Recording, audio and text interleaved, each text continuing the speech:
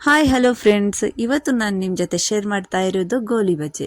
ಗೋಲಿ ಬಜೆ ಅಂತೂ ನಮ್ಮ ಮಂಗಳೂರಲ್ಲಿ ಅಂತೂ ತುಂಬಾ ಫೇಮಸ್. ಗೋಲಿ ಬಜೆ ಗೊತ್ತಿಲ್ಲದ ಜನರೇ ಇಲ್ಲ. ಸಂಜೆ ಹೊತ್ತಲ್ಲಿ ಚಾ ಅಂದ್ರೇನು ಗೋಲಿ ಬಜೆ, ಮಾರ್ನಿಂಗಲ್ಲಿ ಕೂಡ ಗೋಲಿ ಬಜೆ. ಇದೇ ಥರ ನಾವು ಸಣ್ಣವರಿಂದ ತಿನ್ಕೊಂಡು ಬಂದಿರುವಂಥ ಈ ಗೋಲಿ ಬಜೆ ರೆಸಿಪಿ ಇವತ್ತು ನಿಮ್ಮ ಜೊತೆ ಶೇರ್ ಮಾಡ್ತಾ ಇದ್ದೇನೆ. ತುಂಬಾ ಈಸಿ ಇದು ಮಾಡಲಿಕ್ಕೋಸ್ಕರ. ಅದಕ್ಕೆ ಬೇಕಾಗಿರುವುದು ಸ್ವಲ್ಪ ಶುಂಠಿ, ಹಸಿಮೆಣಸು, ಉಪ್ಪು, ಸ್ವಲ್ಪ ಸಕ್ಕರೆ, ಸ್ವಲ್ಪ ಮೊಸರು, ನೀರು ಹಾಗೂ ಮೈದಾ. ಇಷ್ಟು ವಸ್ತುವಿನಿಂದ ಎಷ್ಟು ರುಚಿಕರವಾದ ಗೋಲಿ ಬಜೆ ಆಗ್ತದಾ? ಬನ್ನಿ ನೋಡೋಣ ಫ್ರೆಂಡ್ಸ್, ಎಷ್ಟು ಸುಲಭವಾಗಿ ಮಾಡ್ತೇವೆ ಈ ಗೋಲಿ ಬಜೆಯನ್ನು ಅಂತ. ಇಲ್ಲಿ ನಾನು ತಗೊಂಡಿದ್ದೇನೆ ಈ ಮೆಜರ್ಮೆಂಟಲ್ಲಿ ಮೈದಾ. ನೋಡಿ, ಈ ಥರ ಸಣ್ಣ ತಟ್ಟೆಯಲ್ಲಿ 3 ತಟ್ಟೆ ಮೈದಾ ತಗೊಂಡಿದ್ದೇನೆ.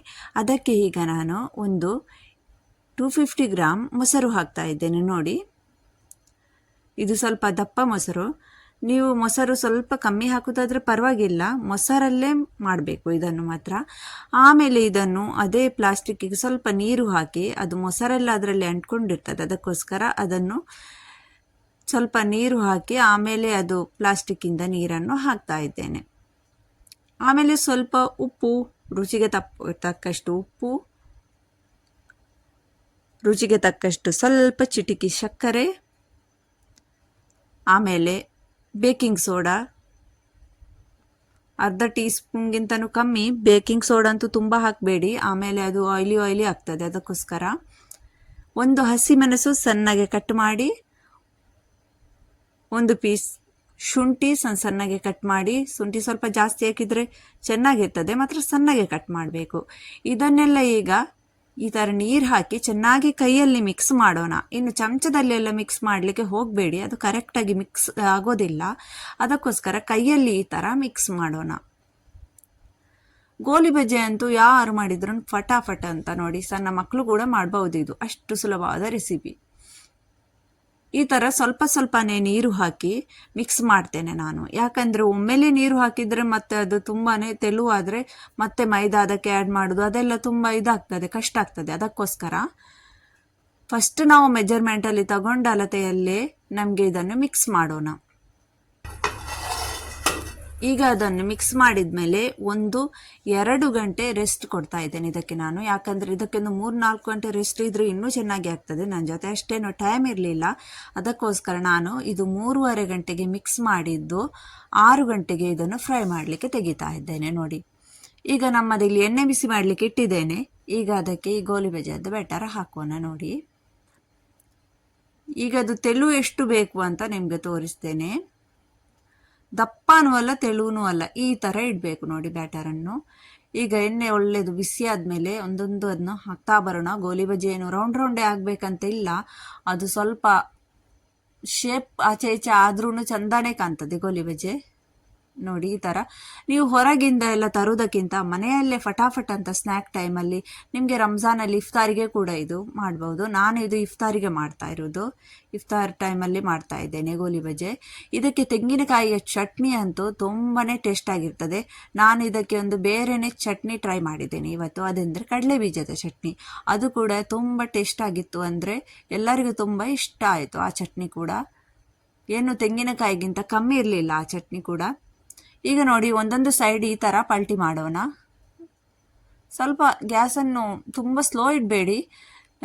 ಮತ್ತು ನೀವು ಇದು ಮೈದಾ ಮಿಕ್ಸ್ ಮಾಡುವಾಗ ಸೋಡಾದ ಪುಡಿ ಅಂತೂ ತಪ್ಪಿಯೂ ಜಾಸ್ತಿ ಹಾಕಬೇಡಿ, ಯಾಕಂದರೆ ತುಂಬಾ ಆಯಿಲಿ, ಅದು ತುಂಬಾ ಆಯಿಲಿ ಆಗ್ತದೆ. ಅದಕ್ಕೋಸ್ಕರ ನಾನು ಇವತ್ತು ಮಾಡಿದ ಗೋಲಿ ಬಜೆ ಅಂತೂ ಕರೆಕ್ಟಾಗಿ ಬಂದಿದೆ, ಹಾಗೂ ತುಂಬ ಟೇಸ್ಟ್ ಆಗಿತ್ತು.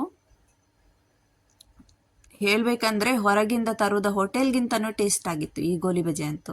ನೀವು ಕೂಡ ಒಮ್ಮೆ ಟ್ರೈ ಮಾಡಿ, ಏನು ಕಷ್ಟ ಇಲ್ಲ ನೋಡಿ, ಫಟಾಫಟ್ ಅಂತ ಮನೆಯಲ್ಲೇ ಟ್ರೈ ಮಾಡಿ ಬಿಸಿ ಬಿಸಿಯಾದ ಗೋಲಿ ಬಜೆ ತಿನ್ಬೋದು ಆಗಾಗ.